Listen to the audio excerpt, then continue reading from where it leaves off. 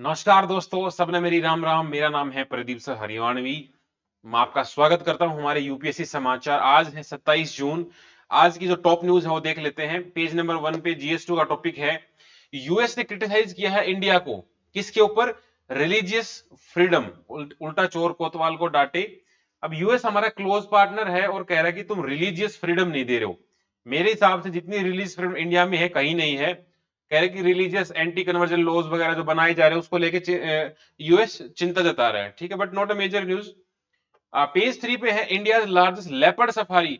जो बनेर घाटा ये पार्क है, यहाँ पर लेपर्ड को दिखाने के लिए एक तरह का इको टूरिज्म किया जा रहा है। तो काफी प्री के हिसाब से इंपॉर्टेंट है, देखेंगे।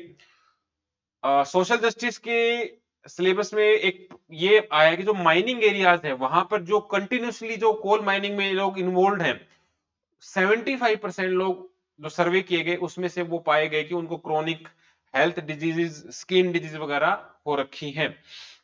तो ये दिखाता है कैसे मार्जिनलाइज्ड सेक्शन ज्यादा इफेक्टेड है क्लाइमेट चेंज से या डिजीज से। पेज 7 पे है, multiomics is transforming how India sports and treat TB cancers. तो मल्टीओमिक्स करके एक नया टर्म आया है, इसको देखेंगे। इसमें क्या है, बेसिकली बहुत सारी टेक्निक्स को एक साथ कॉम्प्रिहेंसिवली देखते हैं और टीबी वगैरह को ट्रीट कर सकते हैं। How India is tapping it's roof top solar potential. India के कुछ टारगेट्स हैं, 100 गीगाबाइट्स आई थिंक करके है। एग्जैक्टली मुझे याद नहीं आ रहा, देखेंगे। कुछ 100 करके कुछ था, जहां तक मैं रिकॉल कर पा रहा हूं। तो इंडिया के अंदर मैक्सिमम टाइम सन रहता है, तो हम कितना उसको टैप कर पा रहे हैं उसके ऊपर लेके आर्टिकल है। चलो, और आज का जो हमारा एडिटोरियल है वो है हमारा जियोलॉजिकल लिटरेसी को लेके। जो हमारे जियोलॉजिकल साइट्स हैं, जो एंशियंट टाइम में कोई क्रेटर हिट हुआ है या कोई बहुत फॉसिल वगैरह साइट्स हैं, तो ये आर्टिकल लिखने वाला कह रहा है कि इंडिया इनको प्रिजर्व नहीं कर पा रहा है। उसको प्रिजर्व करना चाहिए, अलग से कोई लॉ भी पास नहीं कर रखा। और आज हमारा पेनिनसुलर प्लेटो का पार्ट 2 है उसमें मैपिंग में। चलो, पहली न्यूज है। पहली न्यूज में कह रहा है कि भाई इंडिया, यूएस इंडिया के बारे में कह रहा है क्रिटिसाइज करते हुए कि भाई यहाँ पर जो एंटी कन्वर्जन लॉ है, हेट स्पीच है, डिमोलिशन ऑफ होम वर्शिप है, उनको उनको इंडिया ध्यान नहीं दे रहा है। खुद इस्लामोफोबिया से जूझ रहा है यूएस, उसको ध्यान नहीं दिख रहा है। लेकिन ऐसी हरकतें यूएस करता रहता है तो इसको सीरियसली नहीं लेना है ज्यादा। ठीक है, ये बनता भी नहीं है एग्जाम्पल। प्रीलिम्स के हिसाब से इंडिया का पहला, सॉरी, साउथ इंडिया का पहला और इंडिया का लार्जेस्ट लेपर्ड सफारी बनेर घाटा बायोलॉजिकल पार्क है कर्नाटका में। तो कर्नाटका में हमने पहले भी देखे थे, जैसे कर्नाटका में हम, मुझे याद कर, नगर होल, बंदीपुर, ऐसे नेशनल पार्क हैं। तो अक्सर स्टेट पूछ लिया जाता है प्रीलिम्स में, तो ये ध्यान रखना। लेपर्ड वगैरह को दिखाएंगे, यहाँ पर घुमाए फिराएंगे। तो नेचुरल नेचुरल हैबिटेट में आप देख पाओगे। जू में तो आपने बहुत देखा होगा, लेकिन यहाँ अब असल में वो नेचुरल जो हैबिट उसमें देखेंगे तो वहां पर human animal wild life conflict ना हो, कंजर्वेशन भी हो। ऐसे 20 हेक्टेयर में सफारी वगैरह कराएंगे। 8 लेपर्ड वहां पर हैं। कोई चेन वगैरह ऊपर से घुमा दिया है, कुछ कांच का कुछ ऐसा बना दिया था कि आप आराम से देख पाओ। इस तरह के और जानवरों के लिए भी बनाए जा रहे हैं। National foundation of India NFI ने सर्वे किया। जो उसके पास जो लोग सर्वे किए गए उसमें 75% लोगों के पास क्रोनिक रेस्पिरेटरी और स्किल एलिमेंट पाए जाए। बिकॉज बार बार वो माइनिंग सेक्टर में है तो वो पोल्यूटेंट अंदर जा रहे हैं, तो कॉमन सेंस की बात है, वो तो बुरी तरह मारे जाएंगे। मार्जिनलाइज कम्युनिटीज है इसका शिकार हो रही हैं। तो खास करके छत्तीसगढ़, उड़ीसा, झारखंड वगैरह में है। हेल्थ कंसर्न्स तो है ही, इसके अलावा इकोनॉमिकली भी उनकी। अब देखो, कुछ कह रहे हैं कि उनको बंद कर दो। अगर बंद कर देंगे तो भाई जॉब लॉस हो जाएगा, इकोनॉमिक डाउन टर्न्स आएंगे, या ब्रॉडर लोकल इकोनॉमी जो है वो भी कम हो जाएगी। तो हमें बंद नहीं करना है जब तक उसका अल्टरनेटिव लाइवलीहुड ना हो। ठीक है, अब अल्टरनेट कोई और काम दो उनको। अगर माइनिंग सेक्टर से बंद करो, घर कैसे चलेगा? जिंदा ही नहीं रहोगे, मतलब खाने को ही नहीं मिलेगा तो फिर जिंदा कैसे रहोगे? इकोलॉजिकल रिस्टोर आपको करना है एनवायरमेंट का, या इंक्लूसिव पॉलिसी बनाओ। हेल्थ रिस्क में भाई सीधी सी बात, respiratory, cardiovascular, cancer, injury, mental health, सब कुछ जो बर्बाद हो सकता है माइनिंग से बर्बाद होता है। कॉमन सेंस से लिख सकते हो। GS2 का टॉपिक है सोशल जस्टिस। उसमें एक नई टर्म आई है, मल्टी ओमिक्स। ऐसे नई नई टर्म अक्सर पेपर में आती रहती हैं। जैसे एक टर्म है मेटावर्स। ठीक है, अभी मेटावर्स 2024 के यूपीएससी प्रीलिम्स में पूछा गया है। तो इस तरह की टर्म है, सिर्फ इतना पता रहना चाहिए ये चीज होती क्या है। देखो, ये एक तरह की मल्टीओमिक्स एक अप्रोच होती है जो कि मल्टीपल बायोलॉजिकल डिसिप्लिन्स को जोड़ के कुछ निकालने की कोशिश करती है। जैसे जीनोमिक्स है, ट्रांसक्रिप्टोमिक्स है, प्रोटियोमिक्स है, एपिजीनोमिक्स, इन सबको मिला के हमारी बायोलॉजिकल सिस्टम के कंप्रीहेंसिव से स्टडी करना चाहते हैं, ताकि जो कॉम्प्लेक्स प्रॉब्लम है जो अभी तक सोल्व नहीं हो पा रही है, डिजीज वगैरह, उनको हम डिस्कवर पाए, इतना ही है। एक होलिस्टिक व्यू मिलेगा तो एफिशिएंसी बढ़ेगी, अंडरस्टैंडिंग बढ़ेगी। कुल मिला के बोल बच्चे नहीं है, कुछ ऐसा मेन स्ट्रीम में बनता नहीं है, आपको नई बीमारी वगैरह को सोल्यूशन कर पाओगे। इंडियन इकोनॉमी को लेके हमारी जो सोलर रूफटॉप कैपेसिटी है, आपने देखा होगा अभी बहुत ज्यादा सब्सिडी वगैरह दी जा रही है, करीबन 78,000 सब्सिडी सरकार दे रही है, 3 गीगावाट अगर आप सोलर रूफटॉप लगाते हो। तो इंडिया का करीबन 11.87 गीगावाट पहुंच चुका है मार्च 2024 तक। हमारा जो टारगेट है वो है 100 गीगावाट्स का, 2026 तक हमें पहुंचना है। तो हम ठीक पे से चल रहे हैं, Jawaharlal Nehru national solar mission के तहत हम चल रहे हैं, ताकि हमारा रिन्यूएबल टारगेट पूरे हो पाए। देखो बेनिफिट क्या है, बेनिफिट सिंपल है रूफटॉप की, एनर्जी सेव होगी, क्लीन एनर्जी होगी, डिपेंडेंस घटेगी, कोल पे डिपेंडेंसी घटी तो हमारा इंपोर्ट भी घटेगा। तो कुल मिला के बहुत सारे फायदे हैं, तो फायदे ही फायदे, नुकसान तो कोई नहीं है इसमें, ठीक है।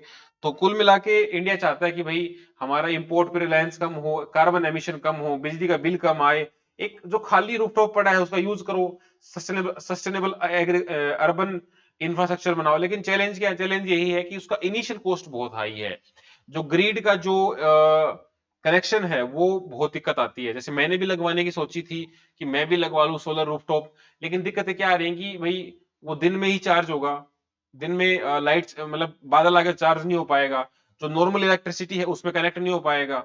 ग्रिड में अगर ऑफ ग्रिड ऑन ग्रिड तो बहुत सारी चीजें ऐसी, फिर लगता है छोड़ो यार, इतना बेनिफिट भी नहीं है, कौन इतना पंगा ले। वहां पे ठीक है जहां पे गांव वहां में इलेक्ट्रिसिटी की लाइन है ही नहीं, हमारे शहरों में लाइट जाती है 2-4 घंटे, तब इन्वर्टर काम देता है, तब वहां लोग इनको नहीं लगवाते। एक तो इनकी हाई कॉस्ट है, स्टार्टिंग में 2-2.5 लाख रुपए लग जाते हैं। फिर है कि इनकंसिस्टेंट पॉलिसी है अलग अलग स्टेट्स में, ये दिक्कत आती है। कंज्यूमर को अवेयरनेस ही नहीं कि ऐसा कुछ चल भी रहा है, या स्टोरेज लिमिटेशन है भाई, धूप तो अनलिमिटेड है लेकिन उसको स्टोरेज करना है तो हमारे पास लिमिटेड है। ग्रिड की कंपेटिबिलिटी नहीं है आपस में, ऑफ ग्रिड ऑन ग्रिड की। वे फॉरवर्ड क्या है, वे फॉरवर्ड में भाई लोगों को फाइनेंशियल इंसेंटिव दो, टैक्स ब्रेक्स दो, रेगुलेशन को थोड़ा सा हार्मोनाइज करो, सिंप्लीफाई कर दो, स्मार्ट ग्रिड इंटीग्रेशन कर दो, कंज्यूमर को एजुकेट कर दो, वर्कफोर्स को ट्रेन करो, कॉस्ट इफेक्टिव बनाओ। जो जो प्रॉब्लम होती है ना उसी से सॉल्यूशन निकाल लो। प्रॉब्लम क्या है, अवेयरनेस नहीं, अवेयरनेस फैला दो। महंगा है तो भाई टैक्स बैरियर हटा दो, सब्सिडी दे दो। लोगों मतलब कनेक्टिविटी नहीं है तो भाई उसको रिजोल्व करो। तो प्रॉब्लम में ही सॉल्यूशन है, उसी से हमको निकालना है। आज का जो हमारा एडिटोरियल है इंडिया की जियोलॉजिकल हेल्थ के बारे में कह रहा है, ये कहना चाह रहा है कि जो इंडिया की जियोलॉजिकल हेरिटेज है, जो हमारी फॉसिल साइट्स हैं, वो डेवलपमेंट से थ्रेट खा रखी है। डेवलपमेंट जहां माइनिंग हो रही है या अर्बन एरियाज में जहां हम सीवरेज वगैरह डाल रहे हैं, तो हमारी ओरिजिनल जो हेरिटेज साइट है जियोलॉजिकल, वो बर्बाद हो रही है। तो कह रहे हैं कि एक रोबस्ट रोबस्ट लेजिस्लेशन बनाओ, डेडिकेटेड अलग से एक्ट पास करो। तो ज्यादा इसमें कुछ खास दम है नहीं आर्टिकल में आज ना, एग्जाम के हिसाब से बस गो थ्रू करना, कहीं थोड़ा सा आ जाए। तो देखो हमारे पास डाइवर्स जियोलॉजिकल मोर्फोलॉजिकल साइट्स हैं, बहुत सारी रॉक्स हैं, हमारे पास अपॉर्चुनिटी है जियोलॉजिकल साइट को प्रोटेक्ट करें। हम प्रोटेक्ट क्यों करें, क्योंकि हमें इससे हमारा एंशियंट जो इवोल्यूशन ऑफ ह्यूमन है, इवोल्यूशन ऑफ अर्थ है, वो पता लगता है। हम फोसिल्स निकालते हैं, हमको पता लगता है ऐसे हमारा हुआ था। उसको हम जियोलॉजिकल एक तरह के टूरिज्म में कन्वर्ट कर सकते हैं, ह्यूमन हिस्ट्री को पढ़ने में हमको हेल्प हो सकती है, रिसर्च एंड डेवलपमेंट में काम आ सकता है, कंजर्वेशन करो तो काफी फायदे हैं उसके। ठीक है, फ्यूचर फ्यूचर जनरेशन के लिए हम कुछ आ, उनके लिए मतलब ये मान के चलो, अगर आप फोसिल भी पकड़ लेते हो तो फोसिल से आपको बहुत सारी चीज पता लग जाती है कि कैसे डेवलप हुआ होगा, पहले कैसे था, अब कैसे हुआ है। तो फ्यूचर में काफी मदद मिलेगा। फोसिल बीरिंग साइट डिस्ट्रॉय हो चुकी है माइनिंग एक्टिविटी वगैरह से, तो अर्थ की हिस्ट्री हम जान पाएंगे अच्छे से। एजुकेशन वैल्यू है ना, इस तरह के। एक महाराष्ट्र में साइट है, एक तो ये फेमस है लोनार, ये गुलाबी कलर की हो जाती है, ये क्रेटर लेक है, ये बहुत इंपॉर्टेंट है, इसके बारे में आप एक बार गूगल पे देखना। सेलेस्टियल बॉडी को कभी कोलिजन हुआ था, तो ये ध्यान रखना। लोनार साइट्स ये जो है करीबन 5,76,000 साल पुरानी है। देखो ग्लोबल अगर लेवल पे देखा तो यूनेस्को वगैरह इनको रिकॉग्नाइज करता है, लेकिन इंडिया में अभी तक हमने जीआई जो हमारा जियोलॉजिकल इंडिया सर्वे जो है वो तो आइडेंटिफाई कर चुका है, लेकिन हम ग्लोबल लेवल पे ऐसा कुछ नहीं कर रहे हैं। चैलेंज क्या आते हैं, देखो एक तो इंडिया में ऐसा अलग से कोई एक्ट है नहीं। जो हमारा जियोलॉजिकल सर्वे ऑफ इंडिया है, इसने 34 जियोलॉजिकल मॉन्यूमेंट्स ऐसे आइडेंटिफाई करे जरूर हैं, लेकिन उनको प्रोटेक्ट करने के लिए अलग से कोई काम नहीं कर रहा, अलग से कोई पैसा नहीं दे रहा। इसका हेडक्वार्टर आपको गूगल गूगल सर्च करना है, जियोलॉजिकल सर्वे ऑफ इंडिया। ठीक है, 2-3 है ये, मोस्टली कोलकाता में ही है। Botanical survey of India, zoological survey of India, या ये समझो कि जूलॉजिकल भी, जियोलॉजिकल भी और बोटेनिकल भी, तीनों ही मुझे जहां तक मैं रिकॉल कर पा रहा हूँ कोलकाता में है। गूगल करके देखना, ठीक है। केरला में एक साइट है वर्कल क्लिफ। तो कुल मिला के ये है, लेकिन हमारे पास अलग से कोई एक्ट नहीं है। सोल्यूशन क्या है, एक अलग से एक्ट आना चाहिए ताकि फ्रेमवर्क हो फ्यूचर जनरेशन के लिए, कुछ हम हेरिटेज छोड़ के आए। टूरिज्म भी डेवलप हो सकता है, साइंटिफिक डेवलपमेंट भी हो सकते हैं। कुल मिला के ठीक है बोल वचन करने के लिए। आज हमारा जो प्लेट्यू है, प्लेट्यू में ज्यादा घुसने की जरूरत नहीं है। ये जो मैप है ये आप ध्यान से देखना, अपने एटलस में इसको मार्क करना। Telangana plateau, Dandakaranya plateau. मैंने आपसे पूछा था दंडकणिया प्लेट्यू से कौन सी रिवर निकलती है, ये आपने किसी ने भी कमेंट नहीं किया, आज कमेंट करना। यहाँ से एक फेमस रिवर निकलती है, वो बहुत बढ़िया है। यहाँ पर कौन सा गैप है वो बताना। मेघालय और गर्जा थिलगेवे में गैप है, उस गैप का नाम आपको बताना है, अक्सर पेपर में आता है, ये बताना, ठीक है।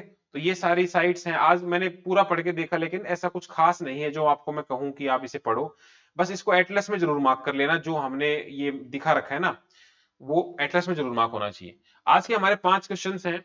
वेयर इज द बनेर घाटा बायोलॉजिकल पार्क? बनेर घाटा बायोलॉजिकल पार्क कौन से स्टेट में है? जिसने वीडियो आराम से देखी होगी आराम से आंसर कर देगा। एक नई रिपोर्ट का नाम मैं ले रहा हूं, जेंडर पैरिटी इंडेक्स। ये कौन पब्लिश करता है? अक्सर रिपोर्ट आती है यूपीएससी में, एचसीएस में। Gender inequality report, gender parity report, और एक जेंडर और है, तो ये 3 है जेंडर के नाम से। सबसे इंपॉर्टेंट है जेंडर पैरिटी इंडेक्स, ये कौन निकालता है?